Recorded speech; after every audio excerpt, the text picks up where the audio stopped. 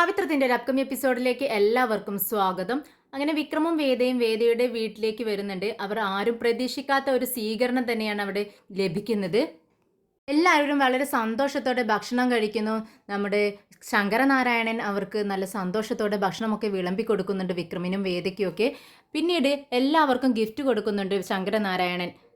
നന്ദിനിക്കും കൂടി ഗിഫ്റ്റ് കിട്ടുന്ന സമയത്ത് നന്ദിനി ഒരുപാട് സന്തോഷിക്കുന്നുണ്ട്. പിന്നീട് ശങ്കരനാരായണനടക്കം എല്ലാവരും വട്ടമളഞ്ഞിരുന്ന് ഗെയിമൊക്കെ കളിക്കുന്നുണ്ട്.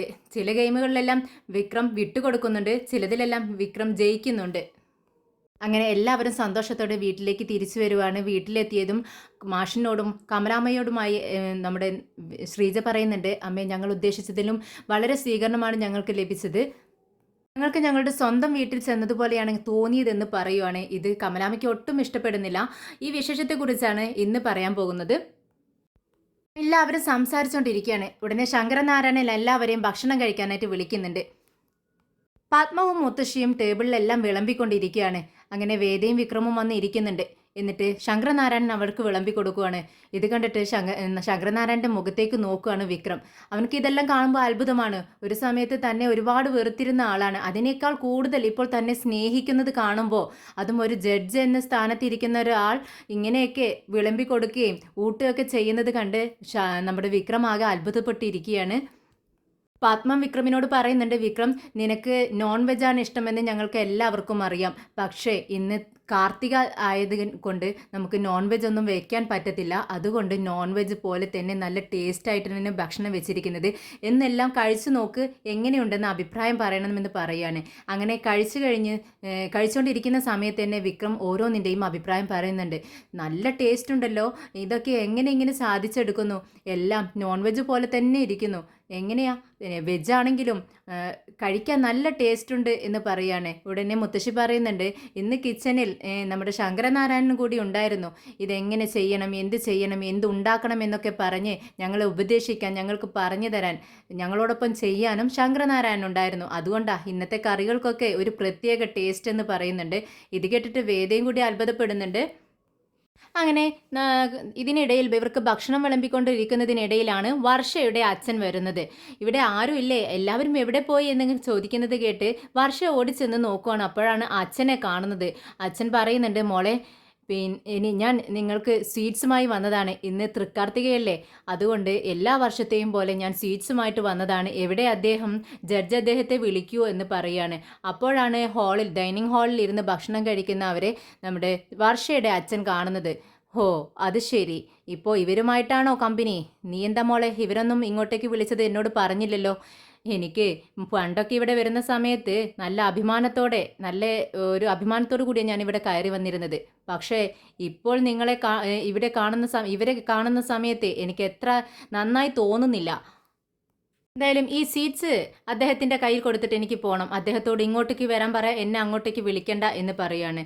ഈ വിവരം നമ്മുടെ വർഷയും ശ്രീയും ചെന്ന് ശങ്കരനാരായണനോട് പറയുന്നുണ്ട്.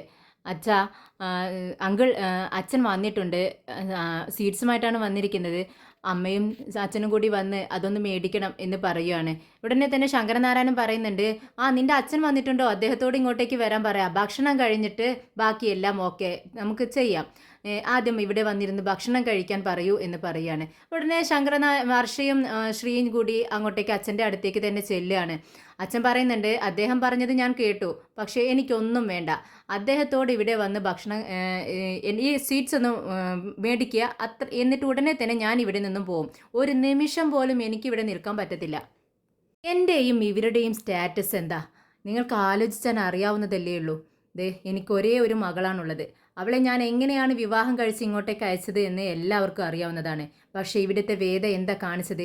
എൻ്റെ മകനെയും ചതിച്ചു, ഈ വീടിനെയും ചതിച്ച് ഇവിടെ നിന്നും ഇറങ്ങിപ്പോയി. എന്നിട്ട് അവളെയും അവളുടെ ആൾക്കാരെയും വിളിച്ചുകൂട്ടി ഭക്ഷണം കൊടുത്ത് സ്വീകരിക്കുന്നു. എനിക്ക് കാണുമ്പോൾ അറപ്പും വെറുപ്പുമാണ് തോന്നുന്നത് എന്ന് പറയുവാണ്. ഞാൻ പോവാണ് എന്ന് പറയുമ്പോൾ വർഷ കാല് പിടിച്ച് പറയുന്നത് പോലെ പറയാണ്, അച്ഛാ പ്ലീസ് അച്ഛാ, ഞാൻ ഒരു നിമിഷം കൂടി നിൽക്ക്, ഞാൻ അച്ഛനെ വിളിച്ചിട്ട് അങ്കിളിനെ വിളിച്ചിട്ട് ഇപ്പോൾ തന്നെ ഇങ്ങോട്ടേക്ക് വരാമെന്ന് പറഞ്ഞ് ശങ്കരനാരായണൻ്റെ അടുത്തേക്ക് വീണ്ടും ചെല്ലുകയാണ്. എന്നിട്ട് ശങ്കരനാരായണൻ പറയുന്നുണ്ട്, ആ സീറ്റ്സ് ഒന്ന് മേടിച്ച് വെച്ചിട്ട് അച്ഛൻ ഇങ്ങോട്ടേക്ക് തന്നെ വന്നോളൂ പ്ലീസ് അച്ഛാ എന്നിങ്ങനെ പറയുകയാണ്. ഇത് കേട്ടിട്ട് ശങ്കരനാരായണൻ പറയുന്നുണ്ട്, അതെന്താ നിൻ്റെ അച്ഛന് ഇങ്ങോട്ടേക്ക് വരാൻ പറഞ്ഞാൽ വരാൻ പറ്റത്തില്ലേ? ആദ്യമൊന്നും ഇങ്ങനെ ആയിരുന്നില്ലല്ലോ, സ്വന്തം വീട് പോലെയല്ലേ ഈ വീട്ടിൽ പെരുമാറിയിരുന്നത്. ഇത് നമ്മുടെ പുതിയ ബന്ധുക്കാരല്ലേ, അപ്പോൾ ഇവരെയല്ലേ ഞാൻ സ്വീകരിക്കേണ്ടത്, ഞാൻ ഇവർക്ക് ഭക്ഷണം വിളമ്പി കൊടുക്കുമല്ലേ, അവനോട് ഇങ്ങോട്ടേക്ക് വരാൻ പറയാമെന്ന് പറയുമ്പോൾ വർഷ പറയുന്നുണ്ട് അച്ഛൻ ഇങ്ങോട്ട് വരില്ലെന്ന് പറഞ്ഞു. ഉടനെ തന്നെ ശങ്കരനാരായൺ പറയുന്നുണ്ട് ഇങ്ങോട്ട് വരാൻ പറ്റില്ലെന്ന് എങ്കിൽ എനിക്ക് അങ്ങോട്ടും വരാൻ പറ്റത്തില്ല, നിന്റെ അച്ഛനോട് പോയി പണി നോക്കാൻ പറ എന്നങ്ങ് പറയുകയാണ്. ഇത് കേട്ടിട്ട് വർഷയ്ക്കും ശ്രീക്കും ഒരുപാട് വിഷമാവുന്നുണ്ട്. ഇതെല്ലാം വർഷയുടെ അച്ഛൻ അവിടെ നിന്ന് ഹാളിലിരുന്ന് കേൾക്കുന്നുണ്ട്. ഇവർ പെട്ടെന്ന് അദ്ദേഹത്തിൻ്റെ അടുത്തേക്ക് ചെല്ലുകയാണ്. ക്ഷമിക്കണം അച്ഛാ, അദ്ദേഹം വരുന്നില്ല എന്ന് പറയുമ്പോഴേക്കും അദ്ദേഹം തടയുന്നുണ്ട്. എനിക്കെല്ലാം മനസ്സിലായി, ഇപ്പോൾ നിന്റെ അച്ഛന് വിക്രമും വേദയും മതി, എന്നെ വേണ്ട. അപ്പോൾ എനിക്ക് ഇദ്ദേഹത്തിൻ്റെ മനസ്സിൽ ഇത്രയും സ്ഥാനമേ ഉള്ളൂ എന്ന് എനിക്ക് ഇപ്പോഴാണ് മനസ്സിലായത്. അതുകൊണ്ട് തന്നെ ഇനി ഒരു നിമിഷം ഞാൻ ഇവിടെ നിൽക്കുകയില്ല, ഇനി ഒരിക്കലും ഞാൻ ഇങ്ങോട്ടേക്ക് കയറി വരികയുമില്ല. ഇനി നിങ്ങൾക്കാർക്കെങ്കിലും എന്നെ കാണണമെന്നുണ്ടെങ്കിൽ എൻ്റെ വീട്ടിലേക്ക് വരാം എന്ന് പറഞ്ഞുകൊണ്ട് അവിടെ നിന്നും ഇറങ്ങി പോകുന്നുണ്ട്. ഈ ഒരു കാരണത്താൽ തന്നെ വർഷയ്ക്കും ശ്രീക്കും അച്ഛനോടും വേദിയോടും വിക്രമിനോടൊക്കെ കൂടുതൽ ദേഷ്യം തോന്നുവാണ്. കുറച്ച് കഴിഞ്ഞതും മുത്തശ്ശി പറയുന്നുണ്ട്,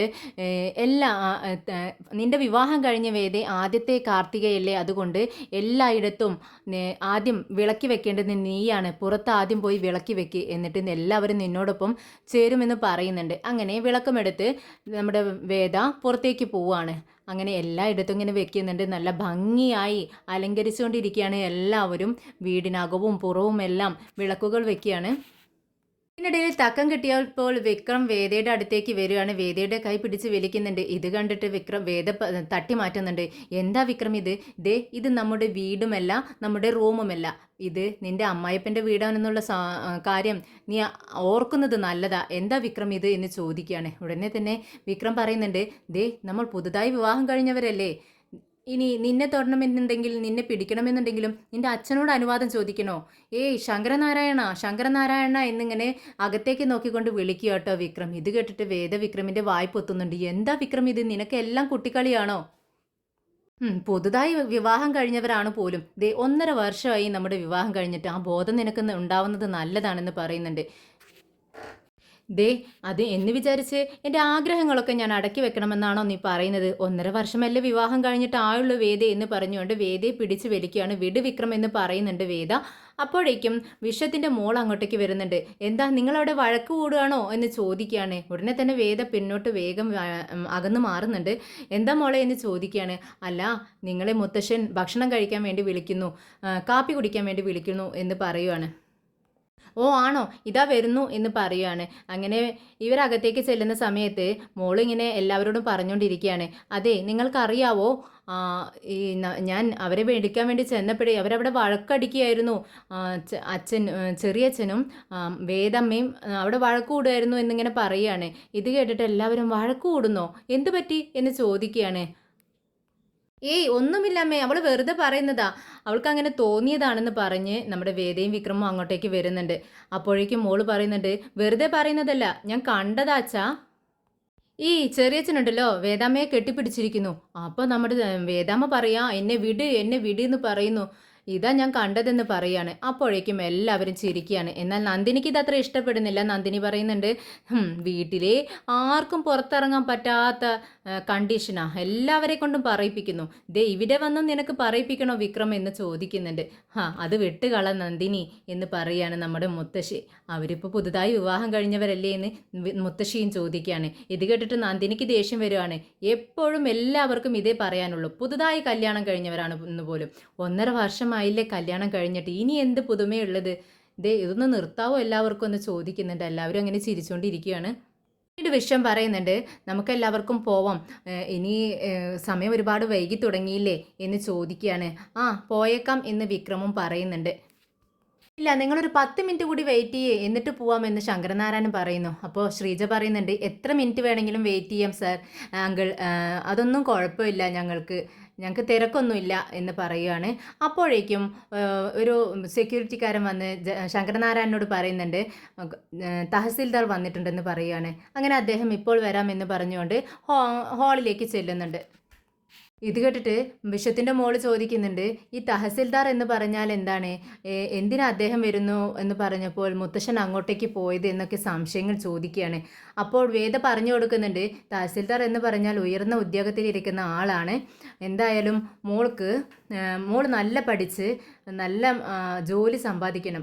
എന്തായാലും അമ്മ നിന്നോടൊപ്പം ഉണ്ട്, ഞാൻ നിന്നോടൊപ്പം ഉണ്ട്, നിനക്ക് എത്ര വേണമെങ്കിലും പഠിക്കാം, ഞാൻ നിന്നെ പഠിപ്പിക്കുമെന്ന് പറയുകയാണ്. ഇതിനിടയിൽ വിക്രം എഴുന്നേറ്റ് വേദയുടെ അടുത്തേക്ക് വരുന്നുണ്ട്. എന്നിട്ട് വേദയോട് പറയുന്നുണ്ട്, ദേ കണ്ടില്ലേ വേദേ, നിൻ്റെ അച്ഛൻ്റെ ഒരു പൊസിഷൻ കണ്ടില്ലേ അല്ലേ, തഹസിൽദാർ വരെ നിൻ്റെ അച്ഛൻ്റെ അടുത്തേക്ക് വരുന്നു. എത്ര വലിയ ആളായിട്ടാണ് അദ്ദേഹം, എത്ര വലിയ സ്ഥാനത്തിരിക്കുന്ന ആളായിട്ടാണ് അങ്ങനെ ചെയ്യുന്നത്. അപ്പോൾ നിൻ്റെ അച്ഛൻ്റെ സ്ഥാനം എന്ന് പറയുന്നത് അത്രയും മുകളിലാണ്. എന്നിട്ടും ആ അച്ഛൻ എന്നോട് പെരുമാറുന്നത് നീ കണ്ടില്ലേ, എത്ര സ്നേഹത്തോടെയാണ് പെരുമാറുന്നത്. ഇതിനൊക്കെ എനിക്ക് ഞാനൊരു ഭാഗ്യം ചെയ്തവനാണ് അല്ലേ വേദേ, ഇതിനൊക്കെ എനിക്ക് അവകാശമുണ്ടോ എന്ന് ചോദിക്കുകയാണ് വേദയോട്. അപ്പോൾ വേദ പറയുന്നുണ്ട്, അതെന്താ നീ അങ്ങനെ ചോദിക്കുന്നത്, ഇതൊക്കെ നിനക്ക് അർഹതപ്പെട്ട ഇത് തന്നെയാണ്. അച്ഛൻ ഇങ്ങനെ എല്ലാവരോടും പെട്ടെന്ന് അങ്ങനെ സ്നേഹം തോന്നുന്ന ഒരു ക്യാരക്ടറല്ല അച്ഛനുള്ളത്. പക്ഷേ നിന്നോട് തോന്നി എന്ന് ഉണ്ടെങ്കിൽ അത് നീ അത്രയും നല്ല ക്യാരക്ടറാണ് നിൻ്റേത്. അത് അച്ഛന് മനസ്സിലായതുകൊണ്ടാണ് വിക്രം അച്ഛൻ നിന്നെ ഇത്രയും സ്നേഹിക്കുന്നത്. പഴയ കാലത്ത് അച്ഛൻ നിന്നെ ഒരുപാട് വെറുത്തിരുന്നു, പക്ഷെ അതിനേക്കാൾ ഉപരി ഇപ്പോൾ നിന്നെ സ്നേഹിക്കുന്നു എന്ന് പറയുകയാണ് വേദ. കുറച്ച് കഴിഞ്ഞതും ശങ്കരനാരായണൻ അങ്ങോട്ടേക്ക് വരുന്നുണ്ട്. അപ്പോഴേക്കും പുറത്തു നിന്നും രണ്ടുപേര് ഒരു ബാഗൊക്കെ തൂക്കിയിട്ട് വരുവാണ്. അത് ഫോട്ടോഗ്രാഫേഴ്സ് ആയിരിക്കും. അങ്ങനെ എല്ലാവരും സന്തോഷത്തോടെ ചോദിക്കുന്നു, ഫോട്ടോ എടുക്കാൻ വന്നിരിക്കുകയാണോ? അത് കേട്ടിട്ട് ശങ്കരനാരായണൻ പറയുന്നുണ്ട്, അതെ, ഞാൻ ഇവരോട് വരാൻ പറഞ്ഞതാണ്. നിങ്ങളുടെ വിവാഹത്തിന് നല്ല ഫോട്ടോസൊന്നും എടുക്കാൻ നമുക്ക് പറ്റിയില്ല. അത് അങ്ങനെ ഒരു കല്യാണമായിരുന്നല്ലോ. അതുകൊണ്ട് ഇപ്പോൾ എന്തായാലും നമ്മൾ ഫാമിലി രണ്ട് ഫാമിലിയും ഉണ്ടല്ലോ. അപ്പോൾ നമുക്ക് ഒരുമിച്ചും നമ്മുടെ വേദയും വിക്രമയ്ക്ക് തനിച്ചും കുറച്ച് ഫോട്ടോസൊക്കെ എടുക്കണം. അത് എത്രയും പെട്ടെന്ന് ഇന്ന് തന്നെ ഇവിടെ ഫ്രെയിം ചെയ്ത് വെക്കുകയും വേണം. എന്താ കുറച്ച് പെട്ടെന്ന് തന്നെ കിട്ടത്തില്ലേ? ഒരു 2 ഫോട്ടോയെങ്കിലും പെട്ടെന്ന് ഫ്രെയിം ചെയ്ത് കൊണ്ടുവരാൻ പറ്റുമോ എന്ന് ചോദിക്കുകയാണ്. അത് കേട്ടതും ഫോട്ടോഗ്രാഫർ പറയുന്നുണ്ട്, അതിനെന്താ കുഴപ്പം, എല്ലാം പെട്ടെന്ന് റെഡിയാക്കി തരാമെന്ന് പറയുകയാണ്. അങ്ങനെ എല്ലാവരുടെയും ഫോട്ടോ എടുക്കുന്നത് ഇതിൻ്റെയും നന്ദിനി ശ്രീജയോട് ചോദിക്കുന്നുണ്ട്, ചേച്ചി എന്നെ കാണാൻ എങ്ങനെ, ഞാൻ സുന്ദരിയല്ലേ എന്ന് ചോദിക്കുകയാണ്. അപ്പോൾ ശ്രീജ പറയുന്നുണ്ട്, നീ എപ്പോഴും സുന്ദരിയല്ലേ നന്ദിനി, ഇത് പ്രത്യേകിച്ച് ചോദിക്കാനുണ്ടോ എന്ന് ചോദിക്കുകയാണ്. അങ്ങനെ എല്ലാവരും ചിരിക്കുന്നുണ്ട്. ഇങ്ങനെ ഫാമിലി ഫോട്ടോസും നമ്മുടെ വേദയും വിക്രമിനെയൊക്കെ തനിച്ച് നിർത്തിയും ഒരുപാട് ഫോട്ടോസ് എടുക്കുകയാണ്. അതിൽ നിന്നും ഒരു ഫാമിലി ഫോട്ടോയും നമ്മുടെ വേദയും വിക്രം തനിച്ച് നിൽക്കുന്ന ഒരു ഫോട്ടോയും കൂടി ഫ്രെയിം ചെയ്ത് കൊണ്ടുവരാൻ പറഞ്ഞിരിക്കുകയാണ് ശങ്കരനാരായണൻ. അങ്ങനെ ആരും കാണുന്നില്ല. പെട്ടെന്ന് പുറത്തുനിന്ന് അവർ കൊണ്ടുവരുന്നുണ്ട് കുറച്ച് സമയം കഴിഞ്ഞതും. അങ്ങനെ ഇത് പെട്ടെന്ന് തന്നെ ദീപ്തിയെ കൊണ്ട് ചുമരിലെല്ലാം തൂക്കി ഫ്രെയിം ചെയ്ത് ഈ ഫോട്ടോസ് ഫിറ്റ് ചെയ്യാണ്. അങ്ങനെ എല്ലാവരെയും ശങ്കരനാരായണനും വിളിക്കുന്നുണ്ട് ഹാളിലേക്ക്. അപ്പോൾ അവരെല്ലാവരും കാണുവാണ് ഈ കാഴ്ച. അവർക്ക് എല്ലാവർക്കും ഒരുപാട് സന്തോഷമാവുകയാണ്. ശങ്കരനാരായണൻ പറയുന്നുണ്ട്, ഇനി ഈ ഫോട്ടോസ് എന്നും ഈ ഹാളിൽ തന്നെ ഉണ്ടായിരിക്കണം. നന്നായിട്ടില്ല, എല്ലാവർക്കും ഇഷ്ടപ്പെട്ടില്ലേ എന്ന് ചോദിക്കുകയാണ്. എല്ലാവർക്കും ഇഷ്ടമായി, താങ്ക് യു അങ്കിൾ എന്ന് നമ്മുടെ വിക്രം പറയുന്നുണ്ട്.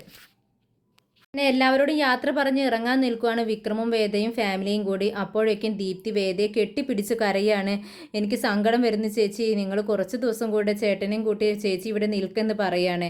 അപ്പോൾ വേദ പറയുന്നുണ്ട്, അത് പറ്റത്തില്ല മോളെ, വിവാഹം കഴിഞ്ഞ പെൺകുട്ടികൾ ഭർത്താവിൻ്റെ വീട്ടിലാണ് നിൽക്കേണ്ടത്. അത് കുറച്ച് കഴിയുമ്പോൾ നിനക്ക് മനസ്സിലാവും.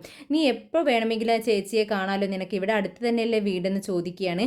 അപ്പോഴേക്കും വിക്രം പറയുന്നുണ്ട്, മോളെ നിനക്ക് ഞങ്ങളെ കാണണമെന്ന് തോന്നുമ്പോൾ ഒന്ന് കോൾ ചെയ്താൽ മതി, ഉടനെ തന്നെ ഞാനും നിൻ്റെ ചേച്ചിയും കൂടി ഇവിടെ ഓടിയെത്തുന്നതായിരിക്കും. എപ്പോൾ വേണമെങ്കിലും നിനക്ക് ഫോൺ ചെയ്യാമെന്ന് പറയുകയാണ്.